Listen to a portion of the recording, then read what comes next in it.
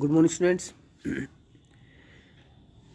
Today we will talk about the middle terms. किस तरह से मिडिल टर्म निकालते हैं। तो x प्लस a की पावर अगर n है यहाँ पे हमारे पास, इसका एक्सपेंशन करना है। अब हमें ये नहीं पता कि इसकी मिडिल टर्म क्या होनी चाहिए। ठीक है, मिडिल टर्म। तो मिडिल टर्म कैसे निकालते हैं। अब अगर मैं इसका एक्सपेंशन करता हूँ तो इसमें टोटल नंबर ऑफ टर्म्स जो होंगी, टोटल नंबर ऑफ टर्म्स जो होंगी वो होंगी n+1। एक ज़्यादा होती है, मैंने स्टार्टिंग बताया था a प्लस बी का जैसा होल स्क्वायर आप खोलते हो तो उसमें 3 टर्म होती हैं, a² + 2ab + b², ये होती है ना। यानी अगर यहाँ पे 2 है तो 3 टर्म होंगी, एक फालतू टर्म होती है ना, एक ज़्यादा टर्म होती है यहाँ पे।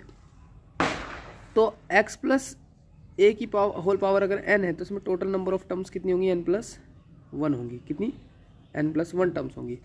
अब n+1 टर्म होंगी तो यहाँ पे मिडिल टर्म निकालनी। मिडिल टर्म, अब जैसे हमने मीडियन पढ़ा था, लास्ट ईयर पढ़ा था मीडियन में इवन ओड का एक गेम था। इवन ओड, इवन के लिए अलग मीडियन निकलता था और ओड के लिए अलग। ठीक है, तो अगर यहाँ पे ओड होता है, ठीक है, मीडियन की बात कर रहा हूँ, मीडियन में अगर ओड होता तो जो मीडियन होता था ओड के लिए, ओड नंबर्स के लिए, वो होता था ME = n+1/2। जो ये वाली टर्म आएगी वो मिडिल टर्म होती थी। ठीक है, लेकिन इवन के लिए यहाँ पे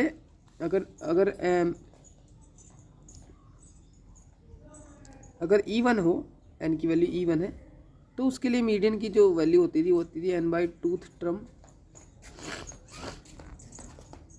plus n/2 plus 1th term, इनका दोनों का सम और टोटल अपॉन 2 इनका मीडियन। यानी कि जो बीच की 2 टर्म थी उनका जो मीन था वो लेते थे। तो लेकिन यहाँ पे टर्म की बात करूँ तो जो मीडियन में बीच की 2 टर्म आएंगी, मिडिल की टर्म, वो n/2 टर्म और n/2 + 1 यानी कि उससे नेक्स्ट टर्म जो है वो आती थी। ठीक है, तो यहाँ पे भी वही है, लेकिन यहाँ पे एक टर्म फालतू जाती है, इसलिए इवन ओड का जो प्रोसेस हमारा मीडियन में था वो जस्ट रेसिप्रोकल हो जाता है। यानी कि यहाँ पे देखो जरा, ये तो मैं डायरेक्ट फॉर्मूला बताने को तो बताया था। सपोज दैट x + 1 की पावर 7 है सपोज दैट, तो इसमें कितनी टर्म होंगी, 8। और अगर 8 टर्म है 1 2 3 4 5 6 7 8, तो यहाँ पे ये जो 2 मिडिल टर्म है, जो 2 बिल्कुल बीच वाली टर्म है, ये हमारी मिडिल टर्म कहलाएंगी। तो ये कौन सी होगी, 4th and 5th term. 4th और 5th तो कैसे निकाल लेंगे, 8/2 टर्म, एक तो ये मिडिल में आएगी, और 8/2 + 1 यानी नेक्स्ट, यानी कि 4th term and 5th term. यहाँ पे 4 + 1 5th टर्म, ये मिडिल में आएंगे। ठीक है, तो यानी कि कैसे निकाल लेंगे। अब हमें ये तो 8 इसे प्लस करके आया, ठीक है, 1 प्लस करके आया 8, तब जाके 8 बना।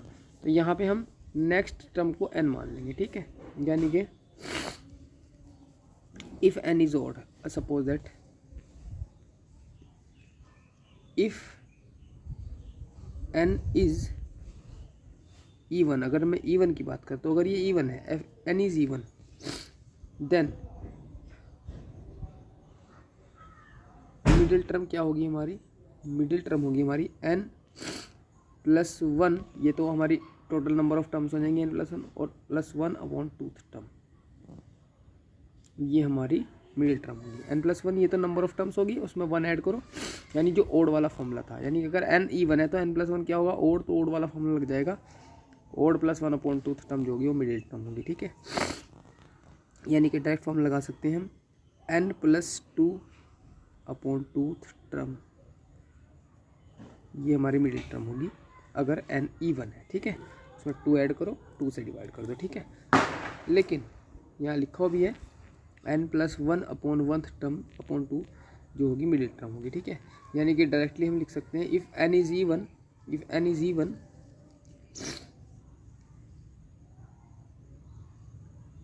if n is even, then middle term is equal to n/2 + 1th term.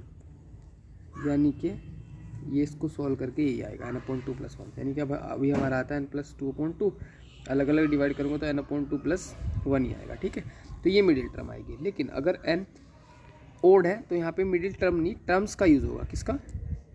Terms. Middle term नहीं आएगा, टर्म्स आएगा फिर, ठीक है। तो क्या होगा देखो जरा, इफ़ एन इज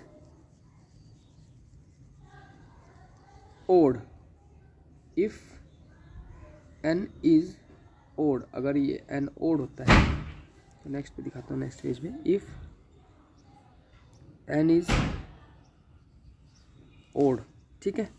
तो अगर ओड है तो मिडिल टर्म नहीं, एक टर्म नहीं आएगी, दो टर्म आएंगी मिडिल में, मिडिल टर्म्स। एक तो आ जाएगी n/2 term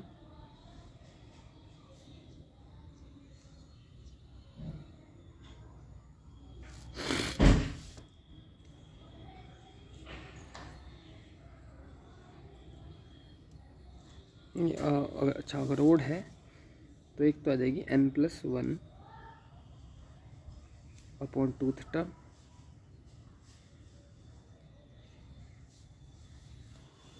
middle terms, and दूसरी कौन सी आएगी n+2/2 टर्म। तो डायरेक्ट रख लीजिए आप, डायरेक्ट बता रहा हूँ मैं। अगर n यहाँ पे ओड होता है तो n+1 इवन होगा, और इवन होगा तो n+1/2 टर्म और n+1/1, यानी कि ये दोनों टर्म्स कैसी होंगी हमारी मिडिल में आएंगी, ठीक है। चलिए अब एक और इसमें आता है हमारा इंडिपेंडेंट ऑफ एक्स, यानी ऐसी टर्म जो एक्स से इंडिपेंडेंट हो। सपोज दैट x+1/x की पावर 2n है, कितनी 2n, ठीक है। तो जो इसकी मिडिल टर्म आएगी, मिडिल टर्म क्या आएगी, अब ये इवन है, ठीक है। इवन के लिए मैंने बता रखा डायरेक्ट हाफ करो और 1 ऐड कर दो। तो जो मिडिल टर्म आएगी इसकी, मिडिल टर्म जो आएगी वो आएगी 2n/2 प्लस 1th टर्म, यानी कि n+1th टर्म जो होगी, n+1th term is the middle term. तो इसकी n+1th टर्म निकालो, यानी कि t n+1 निकालना है मुझे। तो कैसे निकलेगा 2nCn, क्योंकि ये r+1 वाले फॉर्मूले में लगेगा, n की वैल्यू आ रहा है 2nCn। फर्स्ट टर्म यानी कि x की पावर 2n-n, और सेकेंड है 1/x, इसकी पावर कितनी हो जाएगी n, ठीक है, कितनी n। इसको मैं सॉल्व करता हूँ, तो ये आ जाएगा 2nCn x की पावर n इंटू 1/x की पावर n, एंड ये कैंसिल हो जाएगा, क्या आ जाएगा 2nCn। This is the coefficient, यानी x ही खत्म हो गया। तो ऐसी टर्म इसमें से कैंसिल आउट होके x ही फिनिश हो जाए उसको बोलते हैं the term independent of x, ठीक है। यानी कि इसको क्या बोलते हैं, this term is called the term independent of x, ठीक है, या कांस्टेंट टर्म भी हम इसको बोलते हैं, ठीक है। तो कांस्टेंट टर्म निकालने के लिए हम क्या करना पड़ता है, हम स्टैंडर्ड टर्म यानी जनरल टर्म को मान लेते हैं कि जनरल टर्म जो होगी वो इंडिपेंडेंट ऑफ x होगी, और उसी की हेल्प से r की वैल्यू निकाल लेते हैं, ठीक है। चलिए क्वेश्चन करते हैं, उससे पता चल जाएगा। तो एग्जाम्पल नंबर 6 लिया मैंने सबसे पहले, show that the middle term in the expansion of 1+x की पावर 2n इज दिस, ये वाली हमें ये लाना है, इसका आंसर ये होगी। तो 1+ लिखेंगे मिडिल टर्म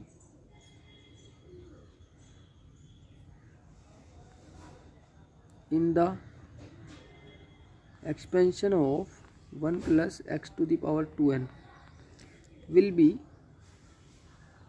क्या होगी, अब 2n है, ये इवन है, इवन का हाफ करो 2n का हाफ करो, यानी 2n/2 प्लस 1th टर्म, यानी कि सॉल्व करके n+1th टर्म, बिल्कुल ऐसे अभी निकाला था हमने, ठीक है ना। ये क्या होगी हमारी मिडिल टर्म होगी। सो t n+1 निकालेंगे, कैसे निकलेगा 2nCn, फर्स्ट में क्या है 1 की पावर 2n-n, और सेकंड में क्या है x की पावर n। तो सॉल्व करके क्या आ जाएगा 2nCn x की पावर n, ठीक है।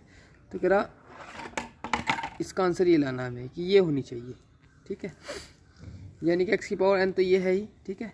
हमें 2nCn को सॉल्व करके ये लाना 1 × 3 × 5 ... 2n-1/n फैक्टोरियल इंटू 2n, ठीक है। तो अब क्वेश्चन ये रह गया कि हमें सॉल्व करके ये लाना है इसका, ठीक है। तो सॉल्व करते हैं, ऊपर 2n फैक्टोरियल को खोलते हैं, नीचे एंड 2n को खोलते हैं। 2n एक्स की पावर n को खोलूँगा तो क्या आ जाएगा 2n factorial upon n factorial into 2n-1, ये भी n फैक्टोरियल आएगा इंटू एक्स की पावर n। सॉल्व करें, 2n को बाहर निकाला क्या बचेगा 2n-1 बचेगा, इसको बाहर निकाला क्या बचेगा 2n-2 बचेगा, इसको बाहर निकाला 2n-3 बचेगा, डॉट डॉट डॉट लास्ट में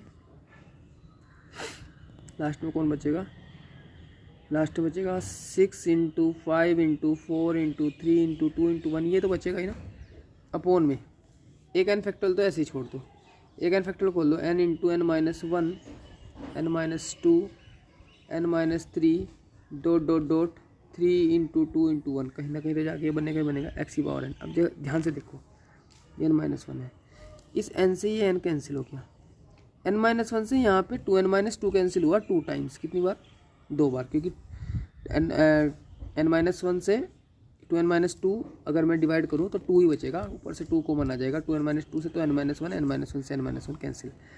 ऐसे ही यहाँ पे कहीं को 2n-4 भी होगा, 2n-3 के बाद में 2n-4 भी होगा नहीं होगा, तो उस n-2 से 2n-4 कैंसिल हो जाएगा 2 टाइम्स, देख लो 2 कॉमन लो अगर मैं n-2 बचेगा।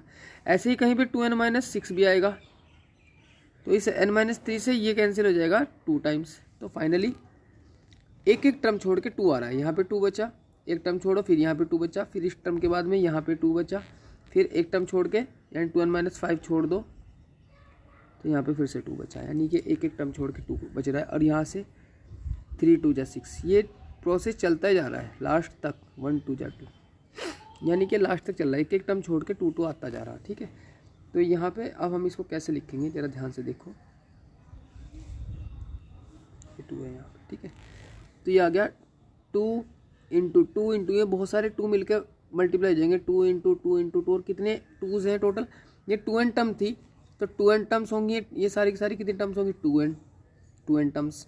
अब 2n टर्म्स होंगी तो एक एक छोड़ के कट गई, तो कितने 2 होंगे n टर्म्स होंगे, n टाइम्स, यानी कि एक टर्म छूटी, यानी n बार 2 आ गया हमारा। और बाकी क्या क्या बचा हमारा 2n-1 बच गया, 2n-2 कैंसिल हो गया, 2n-3 बचा था, सॉरी 2n-2 तो कैंसिल हो गया था, 2n-3 बचा, फिर 2n-4 कैंसिल हो गया था, क्या बचा 2n-5 बच रहा होगा कहीं, डॉट डॉट डॉट लास्ट में 6 कैंसिल हो, ये तो बचा 5 बचा, 3 बचा, 1 बचा, 5 इंटू 3 इंटू 1 बचा, अपोन में कौन बचा n फैक्टोरियल बचा, बस बाकी तो कुछ नहीं बच रहा है, और इंटू एक्स की पावर n। चलिए तो बस 2 की पावर 2 को मल्टीप्लाई करूँगा तो 2 की पावर कितना आ जाएगा n आ जाएगा। ठीक है, 2 की 2 में मल्टीप्लाई करके, तो 2 की पावर 2 की power n into 2n-1 2n-3 dot dot dot 5 into 3 into 1 upon n factorial into x की पावर n, यही आंसर लाना, फिर देख लेना अपना आंसर इनका आंसर। ठीक है, चलिए नेक्स्ट है example number 8, the second third and fourth term in the binomial expansion x plus a to the power n are this and find x a एंड n। तो बहुत सिंपल क्वेश्चन है, second term यानी t2 equal to given है x plus a to the power n, तो कैसे निकलेगा t2, इसको लिखूँगा t1 प्लस 1, यानी r की वैल्यू हो जाएगी 1, हमारी एक कम होती है ना r की वैल्यू, तो आ जाएगा nc1 फर्स्ट यानी x की पावर n-1 और a की पावर 1। ठीक है, और इजकल टू कितना है 240। तो सोल्व करें, nc1 की वैल्यू होती है हमारी n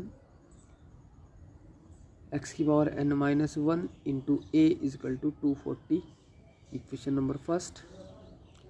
ऑल्सो इसने कहा थर्ड टर्म यानी कि t3 हमारी कितनी है 720 है, इसको सोल्व करूँगा तो आ जाएगा nc2 x की पावर n-2 a की पावर 2 इजकल टू 720।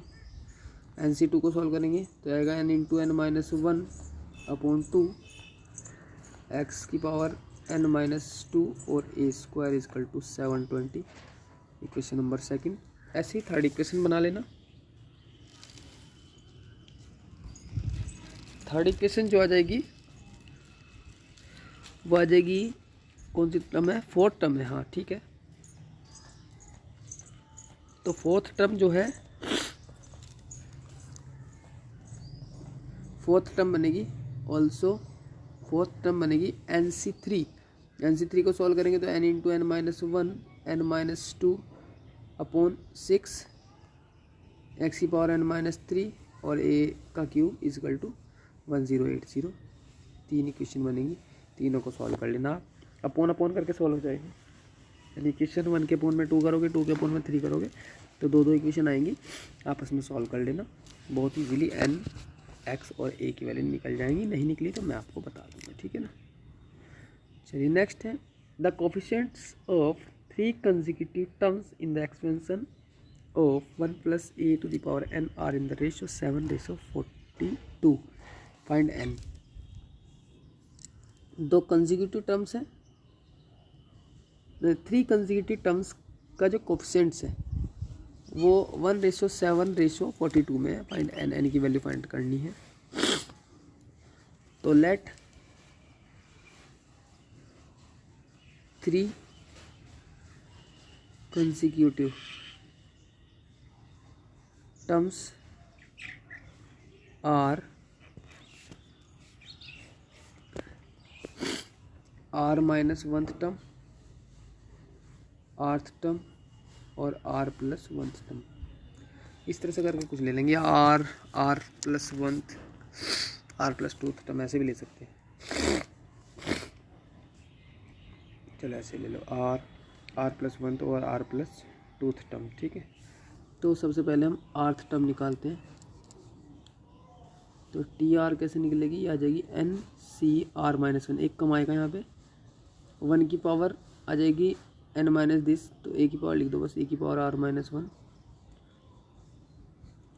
tr + 1 निकाल लूँगा तो क्या आएगा, NCr a की पावर r, और tr + 2 निकालूँगा तो NCr + 1 आएगा यहाँ पे, और a की पावर r + 1। इन तीनों का रेशो 1/7/42।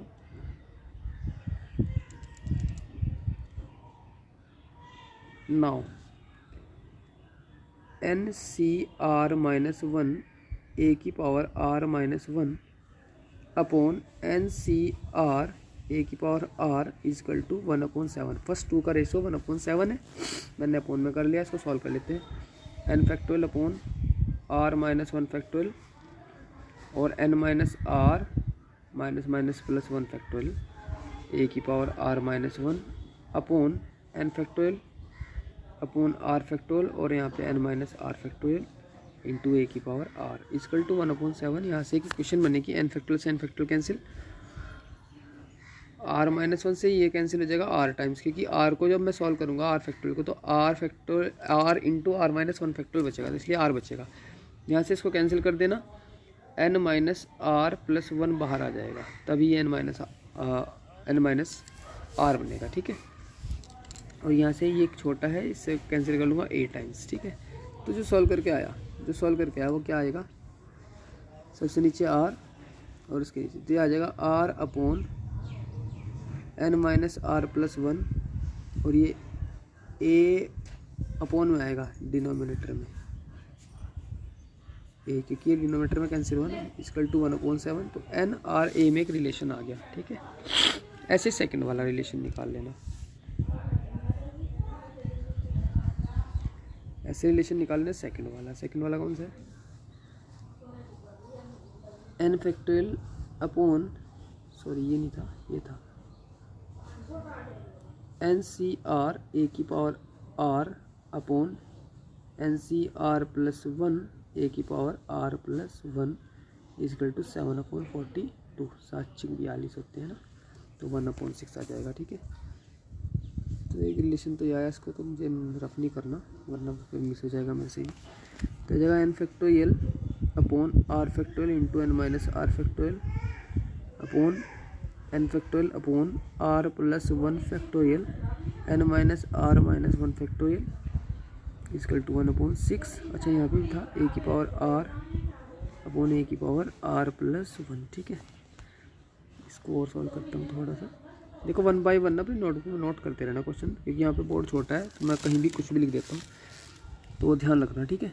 n से n कट जाएगा, r फैक्टोरियल से r + 1 का फैक्टोरियल कट जाएगा, r + 1 टाइम्स और इससे कट जाएगा n माइनस आर टाइम्स, ठीक है। और यहाँ पे इससे कट जाएगा a टाइम्स, तो ये आ जाएगा हमारा r प्लस 1 अपॉन, ये बचेगा n माइनस आर, ये वाला बच जाएगा n माइनस आर, ठीक है। और अपॉन में a बचेगा इक्वल टू 1/6 बचेगा, ठीक है। तो फाइनली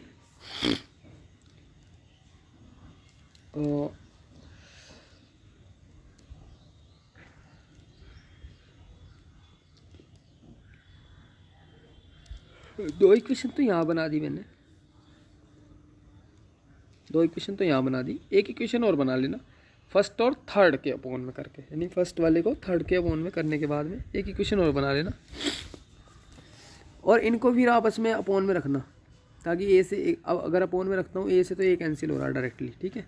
एन और आर बचेंगे, एन और आर की आपस में इक्वेशन बन जाएगी, ठीक है। एन और आर की आपस में इक्वेशन बन जाएगी। तो आपके पास देखो एक इक्वेशन तो ये बना दी मैंने, एक ये बना दी दूसरी equation first upon equation second करते हैं। देखो नेक्स्ट पेज पे कौन है, ठीक है, होमवर्क है,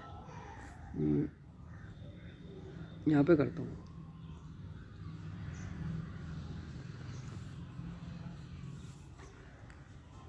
फर्स्ट और थर्ड को, फर्स्ट हमारा n C r minus 1 a की पावर आर माइनस 1 अपॉन, या सेकंड और फर्स्ट सेकंड फर्स्ट और थर्ड, ठीक है, n C r plus 1 a की पावर आर प्लस 1 इंटू, अच्छा इक्वल टू 1/42, ये इक्वेशन थी। सॉल्व करूँगा n factorial upon r minus 1 factorial, n minus r plus 1 factorial upon n factorial upon r plus 1 factorial, n minus are minus 1 factorial into A की power are minus 1 upon A की power are plus 1 equal to 1/42। N factorial से N factorial cancel, R minus 1 से cancel हो जाएगा, R plus 1 into R times upon, इससे cancel होगा, तो ये n माइनस आर प्लस 1 बाहर आएगा और n माइनस आर बाहर आएगा, और इससे कैंसिल हो जाएगा a square time 1/a square equal to 1/42। ये तीन इक्वेशन बनी, तीनों ही इक्वेशंस को आप इनको सॉल्व कर लेना, ठीक है। नहीं होंगी तो फिर बताऊंगा, वैसे तो हो जाएंगी इजीली, ज़्यादा वो लगेगा, थोड़ी कैलकुलेशन तो होती है इन क्वेश्चंस में। तो ये तीनों इक्वेशंस को सॉल्व करके आप एन आर और ए की वैल्यू निकाल सकते हैं। ओके स्टूडेंट्स, तो आपको as a homework exercise 8.2 complete करनी है, ठीक है। नहीं होगी तो मैं बताऊंगा क्वेश्चन आपको लाइव क्लासेस में, ठीक है, लाइव आऊँगा तुम्हारे पास।